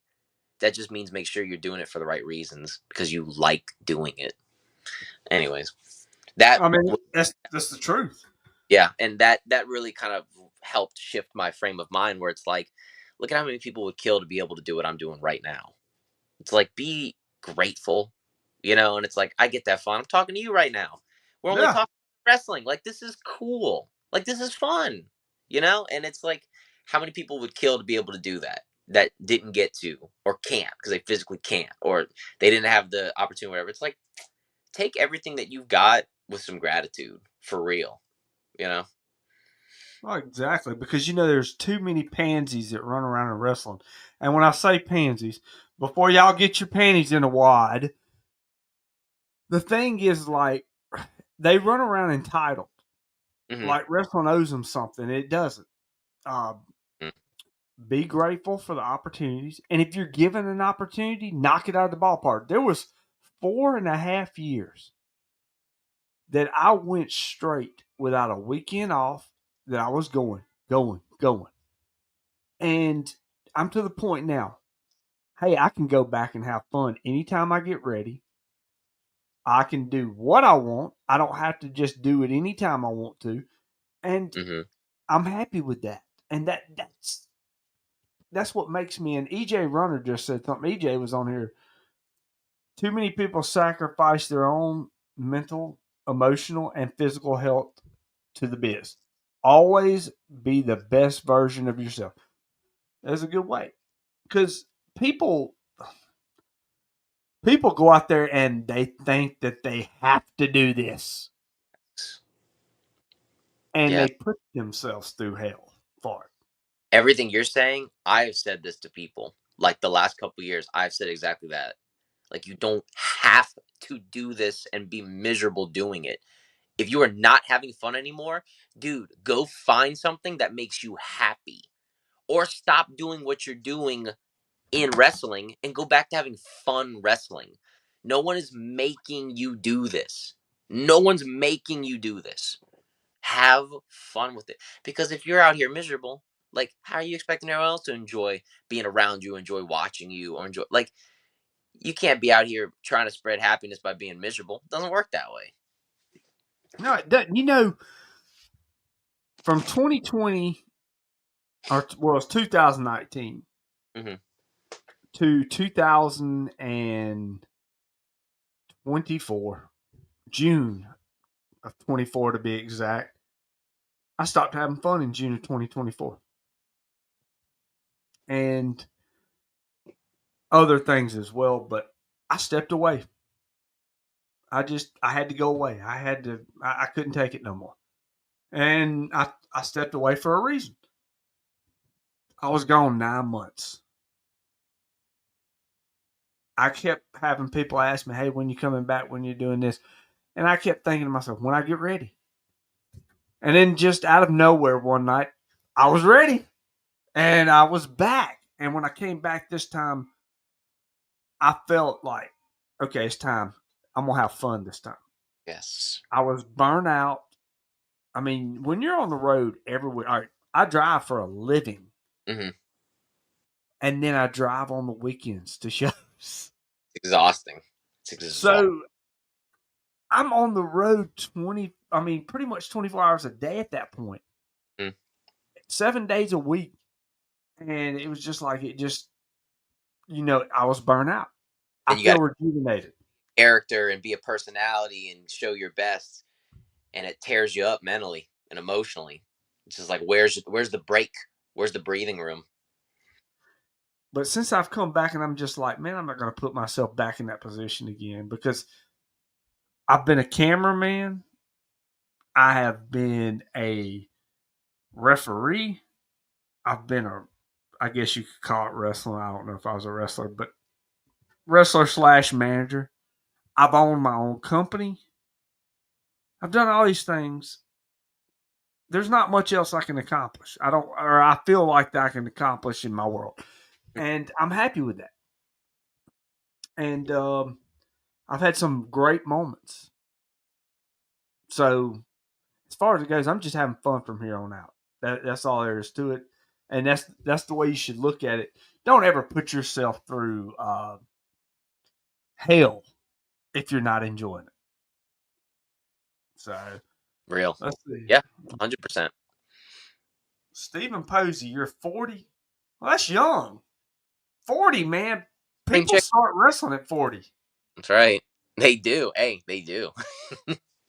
I mean, I'm 42 years old right now, and I mean, I've been consistently in it for the last 5 or 6 years, and I did, training back in the early 2000s. I'm not going to give the actual date. It was before Nate even started watching wrestling, but it's just it's been that I take my breaks and I do this. What can someone to do or be a part of it besides being a performer or a fan, Nate? Well, I'll give my perspective on it this way. Okay.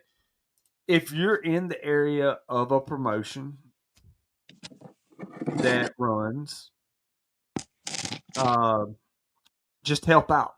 Do whatever's needed. If you're wanting to really help out, go set up the ring, go do this and do that. Opportunities can pop up in certain places like that. Not all places, but certain places. Just if you just want to be a part of the show outside of being a performer, yeah, go set up, help out any way you can because you can never have enough help at an independent wrestling show. But go ahead, Nate, and give your look. Shoot. Become somebody. Like, go out, share, spread flyers, do what they would call quote unquote grunt work, but it's not something anyone's ever too good or too big for. It's not something you ever like grow out of or like become too big for. Just going out and talking about the show and plugging and saying, hey, like I need y'all like to come to this. This is awesome. This is a cool so whatever. And if you do that and you do that and you do that and people are actually coming to the show and they're having a good time, the next time you talk to the wrestlers, like, yeah, look at how many people I brought. They're gonna remember and they're gonna know, they're gonna care about you and they're gonna talk about you and they might even friggin' accommodate for you. I know plenty of shows that know very specific people, like full name and everyone they bring because that matters so much to them because that is supporting and helping the show. Like if not as much, maybe more than some of the actual wrestlers on the show are. Is you're bringing your friends and family and people that you don't know, and you're putting the shows over. And you've got goofball wrestlers that I'm not saying this is okay, but you've got goofball wrestlers that they don't do it. They don't plug the show. They don't share it. They don't, and they shouldn't be on the shows. But point is, like, just do the most that you can, and they'll know, they'll care, and they'll know. I anytime that I've talked to anyone and they come to a show. Like I work for TSW a lot in Texas, right? That's one of the main shows that I'm wrestling for consistently. I have their heavyweight championship and one of their tag team championships right now. I'm their longest reigning heavyweight champion of all time right now.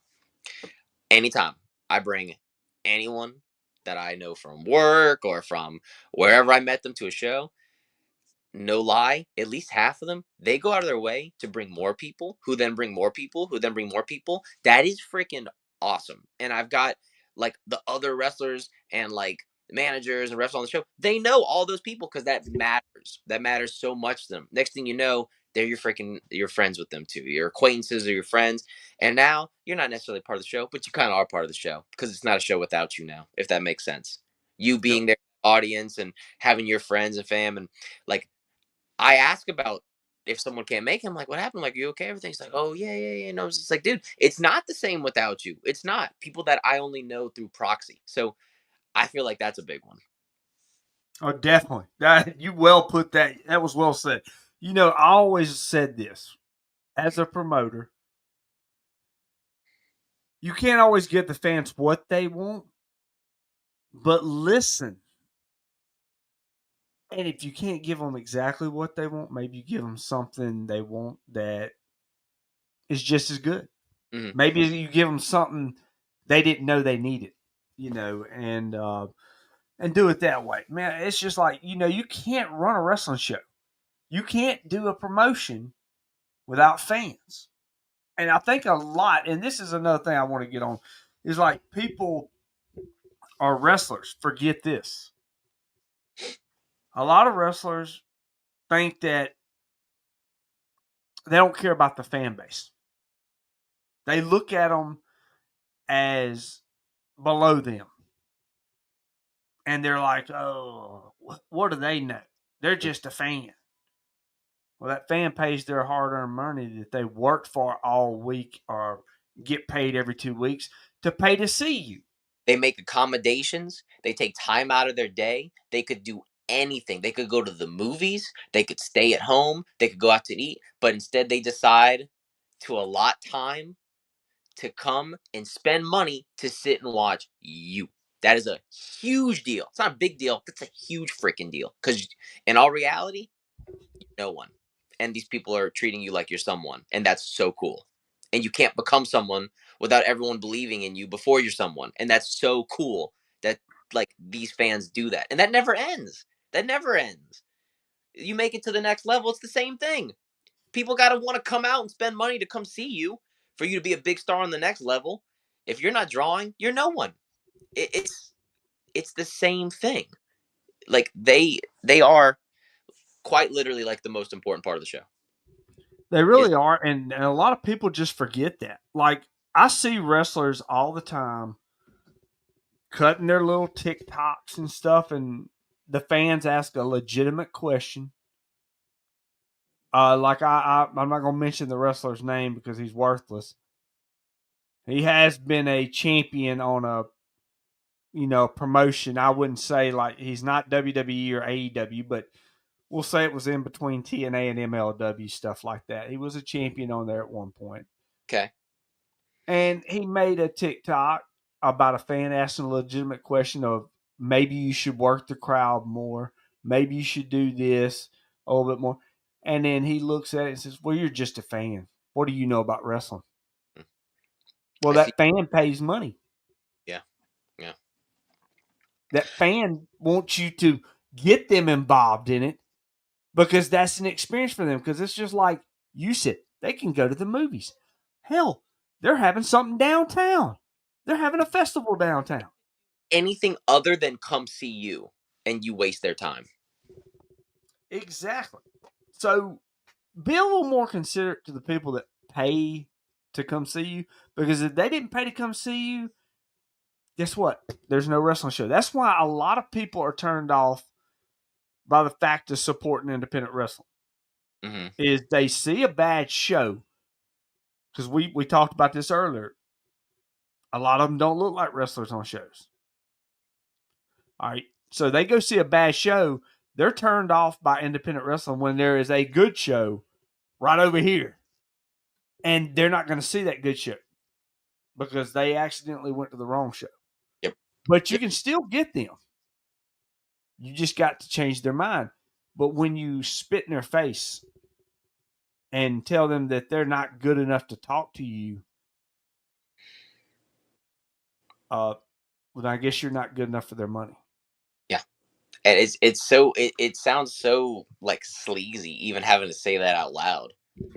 Like slapping the hands that essentially like feeding you, because like I know everyone gets like so in their head about like, oh well, this is my rate and this is why, and everyone gets so big headed, and it's not to say that that's not such an important part, because like yeah, you want to get paid like what you're quote unquote worth, but are you treating the people that are paying the people that are paying you like right? Because like promoters, no matter what, promoters a middleman. I know that it's up to them to dish out the money to this, make sure everyone's got to take care. I get that, but they're the middleman.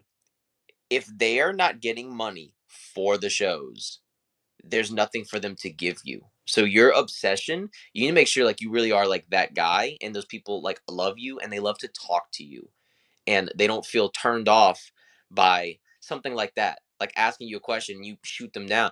Because even if you get, because you're gonna get questions that might rub you funny. That's life, dude. That's life. You're gonna get questions that rub you funny, that you really don't want to, whatever. You got to be a professional and handle that without being a dick. You got to know how to react and still like don't leave them thinking like, God, that dude's a prick. I ain't never coming to one of these again. Because like, what did you do with that? Like there's ways to tastefully react to things that you don't really want to talk about. That's the whole point. If you're trying to pretend to be this like big bad pro, you better act like that big bad pro and handle things right and make sure that everyone's as happy as possible. That doesn't mean you bend over backwards for every single person that's trying to pick a fight with you. Like, no, it's not what I'm saying. I'm saying you got to keep your freaking ego in check and understand that this is entertainment, which is that's a service. Like it's a service. It's something that people pay for and you deliver. So you being a dick like bypasses all of that and just defeats every and all. The structure doesn't even make sense anymore. You've collapsed it in on itself by being a prick and not like understanding that there's a way to play ball without, you know, sacrificing your integrity or whatever. People get so big headed. It's like what we were talking about earlier. Everyone thinks they're hot stuff when like who really are you, you know? And the people that are like that damn good and they understand how to interact with people and they understand how to handle themselves and conduct and be friendly and be cordial and all that, they don't need to talk about how freaking good they are at it. Other people say how freaking good they are at it because they get it and they go, I love this dude, I love getting to see him, and I can't wait to talk to him when the show's done, and I can bam, they're doing it for you. If you're doing it right, other people are going to make sure that you know. If you're not doing it right, you're probably the first person to let people know that you think you're doing it right and you're not. I see that all the time on all sorts of shows. You see it. All day, all day. All right, before we start wrapping up here, I got a couple more things I want to run over, which has got one of them's got to do with this. Mm. So, I ran a company a couple of years ago, and I brought Alexander Hammerstone and Richard Holiday in, Mm. and I'm just going to praise them real quick. Alexander Hammerstone was nothing but a professional when he walked through that door. He came in 10, I wasn't 10 minutes. I'm exaggerating a little bit, but it was 30 minutes before his match. His flight got delayed. My guy, Chris, you're out there listening, I know. So he came in clutch. Chris said, I'll have him here before the match time. I said, okay. And Hammerstone hit me up and he's just like, hey, no problems. It's going to work. Now, I had him for 2 nights, but that first night, he was taking on my main superstar, Vladimir Koloff. And I remember he got there like maybe 20 minutes before the match or so. And they went out and had a banger. Mm-hmm. And he walks through the curtain and he says, man, he says, your boy brought it. He says, that was great. And I don't know if he wants me throwing this out there, but I'm going to throw it out there. When me and him was, because he stayed with me that weekend. And he said to me, he's like, dude, he's like, I'll work for you anytime. He says, you're one of the promotions that gets it. He says, I came in. He says, I sometimes hate independent wrestling. He says, and I'm not meaning it, in that way. It's just the way that they portray themselves and whatnot, blah, blah. But he was just like, I'll work for you anytime. He says, everything was professional. He says, you took care of everybody. And he says, your guys really brought it. Both the guys that I had him go against that weekend tore the house down. And he was happy with it. The crowd was happy with it. The crowd, who did not know who Alexander Hammerstone was, but he looks like a wrestler.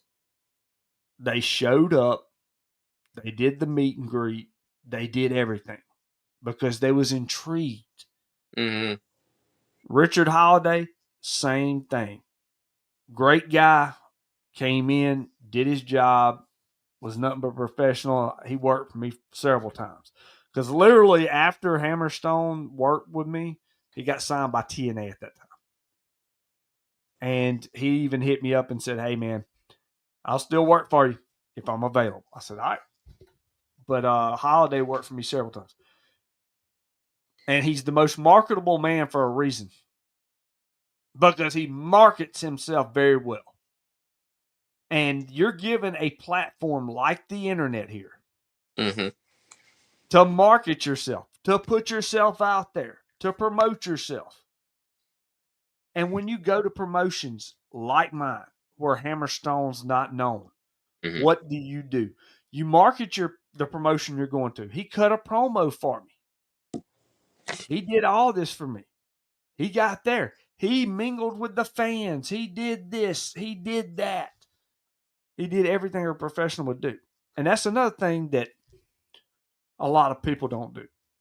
They get booked on these shows. They don't cut a 30-second to a minute promo, letting them know they're coming into town. They're doing this. And then the same person that made this comment about, you're just a fan. What do you know? Made this comment as well. Well, my time is money. Promos ain't free.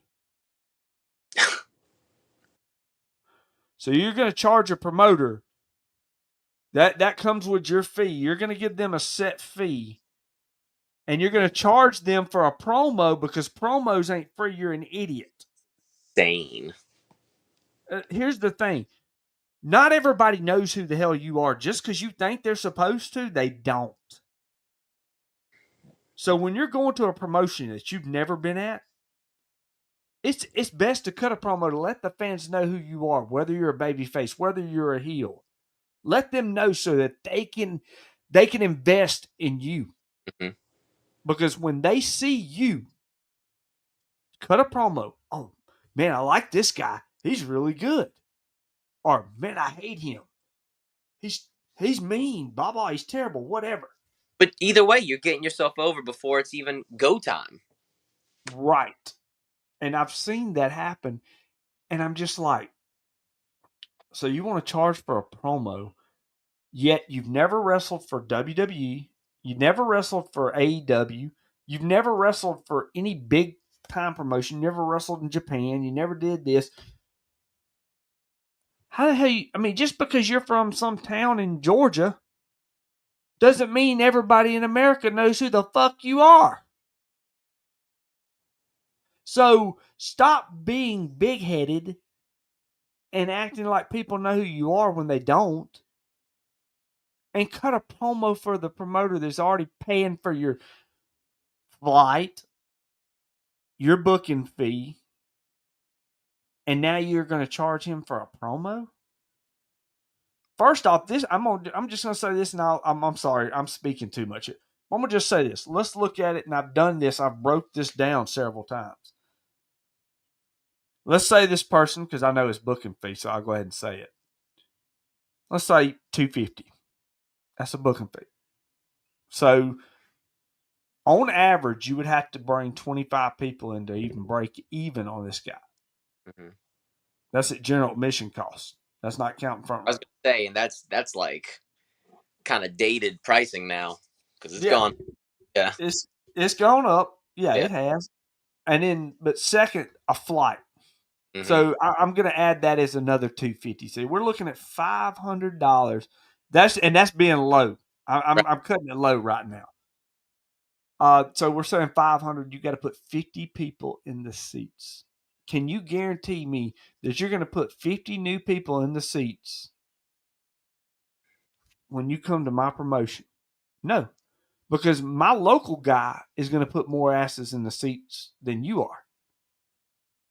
And I'm paying you more than I'm paying him. Hmm. So, and you're going to charge me for a promo? Yeah, there's a huge disconnect that I see, and I hear things like this. This is probably one of the most aggressive examples I've heard, but I've definitely heard stuff like that. I've heard it used against me. Like, I know this is like twisting it a little bit, but like there's a point in time where my buddy, same name, because I don't want anyone to hear this and have that type of heat. I'm not looking for it, but like there's a point in time where Chris and I, yeah, Chris Cruz, he's a member of the IPC like me. I got the shirt. We're both on it right now. But we were supposed to. Like this was like all but confirmed. We were supposed to work a show together, and we had pretty much gotten everything, whatever. And we were told, yeah, no, sorry, we can't afford you guys because we're flying this dude in, and we had to fly him in last minute, and that ended up being $1,000, and then they got his fee, and I'm just like, hey, look, I get that, but like Chris and I are literally both from two cities over. We'll probably bring a lot more proxy fans than that dude you just spent $1,200 on. And Chris and I didn't cost that much. Okay, I don't know if we should, but we certainly didn't. And so we they were picked over us after like an all but confirmed thing. I was like, that's kind of weird. But it's that type of thing, you know. And I know that's a little bit of a skew because now that's more from No, I like mean, yeah. that's more from like the promoter treating it that way. But it's still on that same line of it's like where's the disconnect here? Like that's not, you know, that guy's not bringing what he's perceived to bring. He didn't bring in 100 extra people. There's just no freaking way. Matter of fact, I'm pretty sure their show was going to sell out regardless based on capacity. You know, it's like, did that add to you or did that just take away? I mean, we might have actually dragged a few extra people, like legitimately, from both being one city over each. Like, got a decent fan base in Houston. He's got a decent fan base in San Antonio. Like, we probably could have pinched both of those over there like that, you know? And we have. Anyways, point is, it was mildly Well, relatable. But like, well, that is very relatable. Well, here's the thing: like when you're paying for somebody that way, there's several guys that I brought in on an occasion where if I was bringing somebody with a name in for money purposes, I knew I wasn't drawing mhm, because like most of these people in this area don't watch like MLW or they don't watch A. Some of them don't watch AEW or WWE. They mhm, just come to the local shows, so they're going to be at the wrestling show no matter what. So when I bring this guy in, I'm trying to introduce them to him, but I'm also trying to get a working relationship with him on a decent price right, of course. to where I can build this process. Yes, you get nothing out of it if you just go into the red every time you drag him over. I know, and he's not helping towards the green. And I brought in several guys, and luckily, knock on wood, through the time that I was promoting, I dealt with a lot of professional guys who wanted to help. Like I had guys that would watch the matches, like Hammerstone Hmm. and Holiday. Holiday sat back there at the TV the whole night watching, and every time those wrestlers come through the curtain, he pulled them to the side. Hey, could have done this, could have done that. Or he's like, hey, let me give you a little bit of advice and just help them. You don't get that either. Like when you bring in some name, sometimes they walk in, they come to the They back, themselves, right? Yeah, yeah. and that's it. Luckily, I had several people that I worked with that were great people. Angel Camacho being another one. He's Uh, oh yes, Angel helped out a lot, and great dude. Love Angel to death. But all right, so we're about to close out, man. We went way longer than I told you we was, but I hope you had a little bit of fun. But I did. I had a ton of fun talking. Seriously, and thank you for having me. as always, you but hang in there after the intro because I got to ask you a couple questions off there. Sure. But before we get out here, COVID era, we talked about it. You said it started, but it never really ended. We don't really know, right? Yeah. Here's the thing: like 2020, I remember we did. I think it was March the 14th, so it was like right there when they were starting to shut everything down, or right after that was when they started shutting everything down. Uh-huh. And I'm just like, there for a little while, there was nothing going on, and then they started like a promotion that I was working at the time. They started allow us to have like 20 people in the building, and Yeah. then we could start doing it because we did film several times. Thanks for having you too, Silicon Day. We love having you on there. Thank you, Silicon Dave. The summer of brilliance continues. Yes, it does. Uh, but like there was at some points we were just filming for TV and empty buildings, Hmm. and then we'd have 10 or 20 people come in, and then all of a sudden it was just like, oh, everybody's welcome back. But there's been so many different strands and variants of COVID still going on today. The Hmm. sneeze now has become COVID. Yeah. Uh, You know how it's people cough or sneeze now? Oh no, yeah, yeah. so it's just wild, man. It is. Things have not. I don't think it's ended. I just don't. I think, like you said, we stopped talking about it. It's just not popular right now. Yeah, I'm serious. I know that sounds crazy, but it's not popular because it's It's true. not a fad no more. Hear about new strains, and like one apparently popped off not too long ago that was like extra aggressive.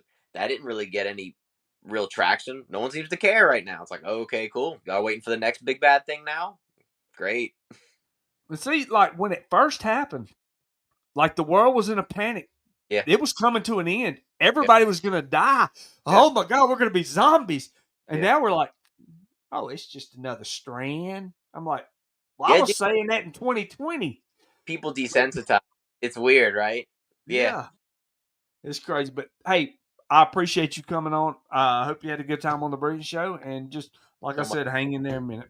Oh, before we get anything you want to plug, social media, anywhere they can get merch or anything like that, the floor is yours. I tell you what, definitely follow me on Instagram at the Nate Bradley 5K. You can follow me on X, formerly known as Twitter, at Nate Oh, Bradley. wait a minute. Wait a minute. Oh yes. Yeah, no, continue on. I forgot. I gotta look. I just looked at something, but you continue on. Okay, and then lastly from is going to be at Nate Bradley 5K. And so those are my socials. You can find me on all of those. I don't have a merch store set up per se, but we do. The wife and I will be carrying merch at the shows, and I'll do better about making sure that they are out and available, so that yeah, you can get a hold of those. But also we're not opposed to sending out. So if you reach out to me directly for any merch requests, we are totally down to send them out. We just don't formally have a shop set up. So Well, that's another thing too. He just brought up a good point. Stephen Dixon did. mm. They had their toilet paper. Anytime some pandemic or something comes around, they get the toilet paper. Well, Yeah, what's the deal with that? I don't know. I was just clowning someone the other day about being the toilet paper thief. Isn't that weird that that was one of the things that people were panicking about was the toilet paper? And it's just like, oh, you know what? No, I've got this is a little bit of a detour, but I'm just gonna rant because it happens anytime there's a storm about to blow through. Okay, so I buy gallons of water like by the gallon. If you can buy them for like $1.25 if you buy them at Kroger or HEB, right? It's easy. I buy like a week's worth at a time. Anytime there's supposed to be a storm or something, I go. Everyone buys all the gallons of water. Y'all are fake for pretending like you drink water when a storm rolls through. All right, just buy the bottled water. Leave my gallons alone. Don't mess with it. Anytime you see in a storm, don't go run and start grabbing all of the spring water. You're not gonna drink it. Buy your distilled water. That's the one you can just pour on your head. You don't want to drink that. It's not good for you. Or buy your bottles of water because they'll leave like the packs of like 20, 30 bottles of bottled water. And they all buy up the gallons. Why, dude? You weren't using that when it wasn't storming. You don't need to go run and buy up all the water now. Anyways, there's plenty of water. It's gonna rain. Go outside. Oh, Anyways, yeah. The panic with mass buying drives me nuts. It's supposed to be a storm definitely. coming. Well, good years now. Yeah, I mean, like you could just say, like if some, all right, let's say, a popular newscaster or somebody goes on there, and they're like, "Oh my God, they're fixing to shut the city down." Do you know that Walmart would be sold out of toilet paper within 20 minutes Straight and up. water and bread? Yeah. Yeah. It's I mean, crazy, right? well, you know what's funny too, and we'll shut it down. I'm sorry, So but you know what's funny too is the fact that like people go out and buy milk when a hurricane's coming through, and I'm like, there's no electricity. yeah. That happened to us. We learned our lesson. I'm joking. Yeah. Yeah. All of our stuff spoiled. Yeah, we learned our lesson. Oh man! All right, I all won't. right. We won't be purchasing any perishables ever again. We know. I'm just like, man, I can't remember who it was told me, I'll go buy you some bread and milk. I'm like, milk for what? Wow. But let me ask you this: where was you at during Katrina? I was living in Mandeville, about an hour north of New Orleans. Wow. So yeah, I mean, I live 3 hours from New Orleans, and it affected us bad. Like we were out of water, out of Yeah. electricity for I want to say almost 2.5 weeks. Yeah, we were close to a month with nothing. Yeah, about 2.5, 3 weeks sounds about right for us too. Yeah, nothing. I mean, And I remember I kept walking outside because I thought it was amusing. Like during the actual hurricane when it was actually like passing over, I kept walking outside. I'm like, my mom, shut that fucking door! I swear to God. I'm like, all right, I'm sorry. But I yeah, walked out and looked and saw my shed in my backyard at my grandparents' house just get blown away. dude, trees were sideways. It was crazy. Yeah, it was gnarly. We were nervous because we were staying by a bunch of really tall trees. So after it was done, a lot of them were cracked and like hanging. So we had to have an uncle come and he like chopped them down to get them away. But we didn't have electricity. We had family staying with us, so we had no electricity, no running water. So we had like a clothesline set up outside, like in the olden days where hand wash and everything. But yeah, I remember that. It was a gnarly Man, time. that's awesome. All right, dude, hang in there. Thank you for joining me, and maybe we can get you back on again soon. Would love to be back. Thank you.